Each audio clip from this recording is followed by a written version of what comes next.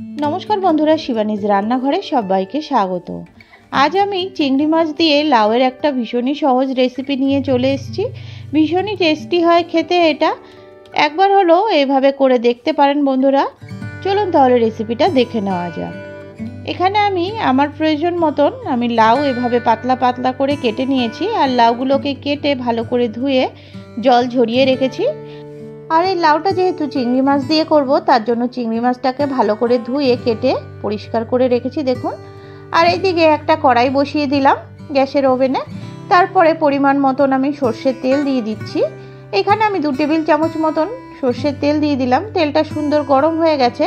এবার নুন হলুদ মাখিয়ে আমি এই চিংড়ি মাছগুলোকে একটু ভেজে নিচ্ছি। আর এই চিংড়ি মাছটা আমি বেশিক্ষণ ভাজবো না, বেশিক্ষণ ভাজলে চিংড়ি মাছটা শক্ত হয়ে যায়, তার জন্য এইভাবে হালকাই একটু ভেজে তুলে নিচ্ছি একটা প্লেটে দেখুন। এবার চিংড়ি মাছ ভাজার ওই তেলের মধ্যে আরও 2 টেবিল চামচ মতন আমি সরষের তেল দিয়ে দিলাম। তেলটা সুন্দর গরম হয়ে গেছে। এবার এখানে আমি 1 টিস্পুন মতন সাদা জিরে দিয়ে দিলাম আর একটা শুকনো লঙ্কা দিয়ে দিচ্ছি ফোড়নের জন্য। ফোড়নটাকে একটু নাড়াচাড়া করে দেখুন ফোড়নটা রেডি হয়ে গেছে। এবার এখানে কেটে ধুয়ে রাখা সেই লাউগুলো আমি একটু অল্প পরিমাণেই দিয়ে দিচ্ছি। এখানে আমি মশলা দেব, তার জন্য যাতে তেলের উপরে দিলে মশলাটা যদি পুড়ে যায় তার জন্য একটু লাউ দিয়ে নিলাম। এখানে দিয়ে দিচ্ছি 1 চামচ মতন কাঁচা লঙ্কা বাটা, 1 টেবিল চামচ মতন জিরের গুঁড়ো, হাফ চামচ মতন হলুদ গুঁড়ো দিয়ে দিচ্ছি, 1 টিস্পুন দিচ্ছি কাশ্মীরি রেড চিলি পাউডার আর দিচ্ছি 1 টিস্পুন মতন নুন।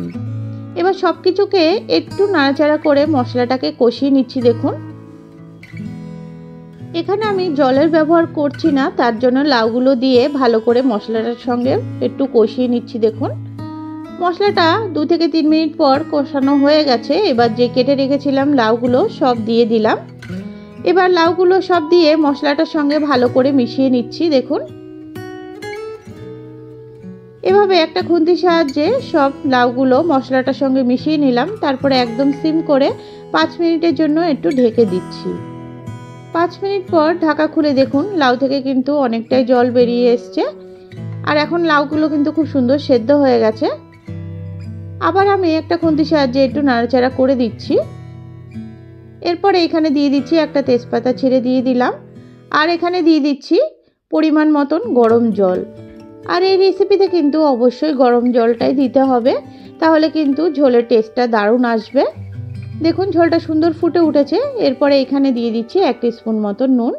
যেহেতু আমি এক্সট্রা জল ব্যবহার করেছি তার জন্য এখন কিন্তু আমার নুনটা টেস্ট করে দেখেছি, নুনের প্রয়োজন ছিল তাই দিয়ে দিলাম। আর যেই ভেজে রেখেছিলাম চিংড়ি মাছগুলো ওগুলোও দিয়ে দিলাম। তারপরে সব কিছু দিয়ে একটু নাড়াচাড়া করে আমি 2 থেকে 3 মিনিটের জন্য একটু ঢেকে রেখেছিলাম।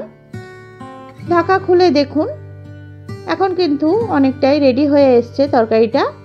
চাইলে আপনারা এভাবেও সার্ভ করতে পারেন একটু ওপর থেকে ধনেপাতা বা কাঁচা লঙ্কা দিয়ে। আমি কিন্তু লাউ তরকারিটা একটা বাটির মধ্যে নামিয়ে নিয়েছি আর ওই একই কড়াই একটু ধুয়ে আবার ওভেনে বসিয়ে দিলাম।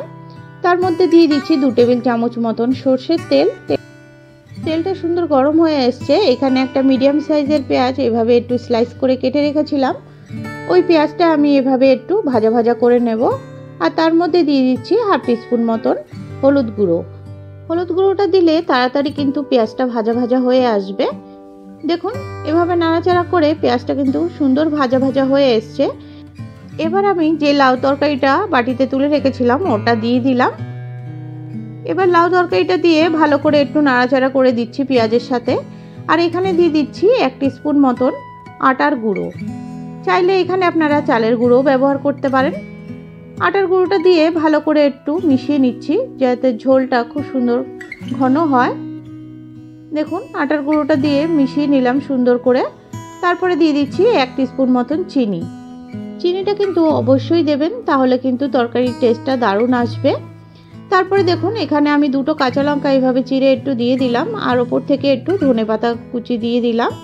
তারপরে সব কিছু দিয়ে একটু নাড়াচাড়া করে তরকারিটা একটু কিছুক্ষণ ফুটিয়ে নিলাম প্রায় 2 থেকে 3 মিনিটের মতন। তারপরে দেখুন রান্নাটা কিন্তু আমার পুরোপুরি কমপ্লিট হয়ে গেছে। এভাবে করে অবশ্যই একবার দেখবেন বন্ধুরা। আমার রেসিপিগুলো যদি আপনাদের ভালো লেগে থাকে প্লিজ চ্যানেলটিকে সাবস্ক্রাইব করার অনুরোধ রইল। আর যারা সাবস্ক্রাইব করে রেখেছেন তাদেরকে অসংখ্য ধন্যবাদ। আজ তবে এটুকুই।